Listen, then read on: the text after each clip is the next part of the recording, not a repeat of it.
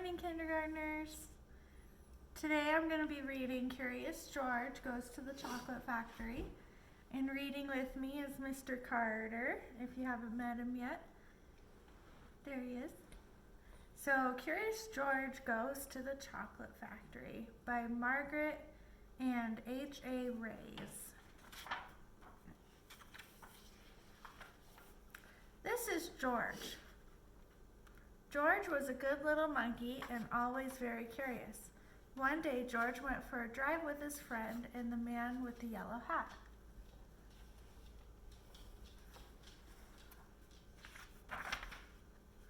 "Look, George," the man said.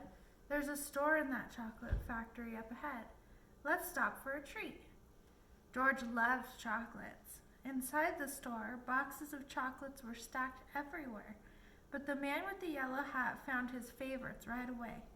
"George," he said, "wait here while I buy these, and please stay out of trouble."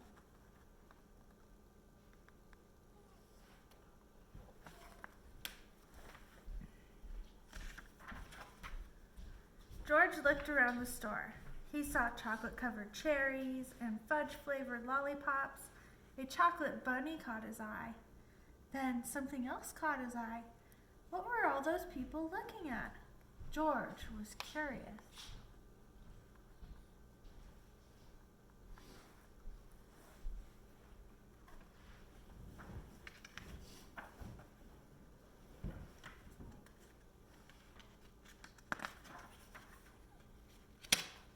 He climbed up to get a better look.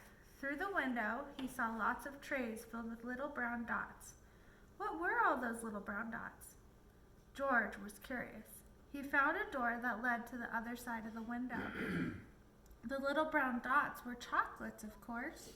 A tour guide was showing a group of people how to tell what was inside the chocolates by looking at the swirls on top.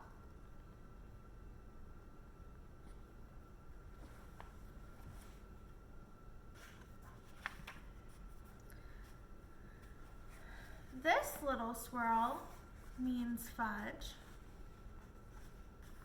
This one says that caramel is on the inside. And this wiggle is for marshmallow. This is the squiggle for truffle. This one is for nugget. This sideways swirl is for orange fluff.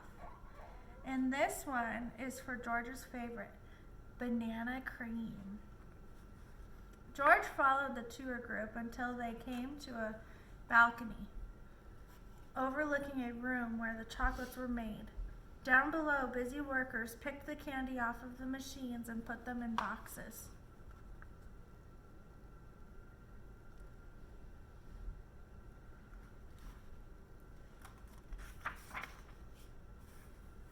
These were the machines that made the chocolates with the swirls on top. The chocolates came out of the machine on a long belt. But how did they get their swirls? George was curious.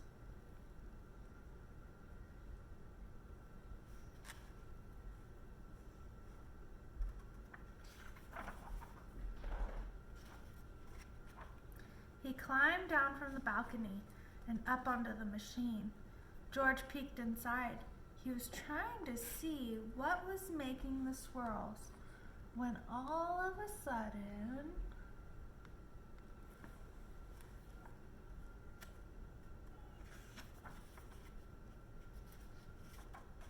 the chocolates began to come faster and faster. They sped by him so quickly they seemed to be running on legs of their own. "Quick, bring more boxes!" yelled a man with a tall white hat. "What happened?" asked another man. Nobody answered. Nobody knew what had happened, and everyone was so busy that no one noticed George.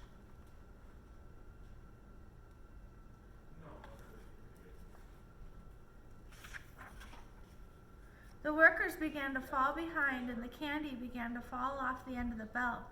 "Save the chocolates!" yelled the man with the tall white hat. Meanwhile, George saw one of his favorites whiz by. He tried to catch the banana cream chocolate, but it was too fast. He chased it to the end of the belt.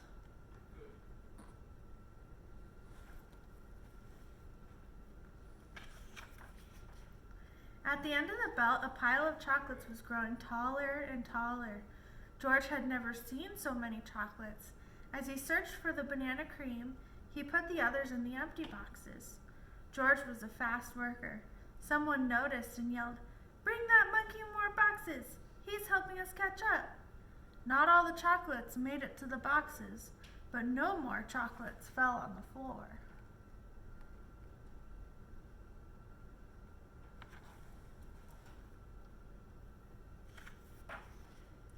Just when George and the workers were all caught up, the tour guide ran in with the man with the yellow hat.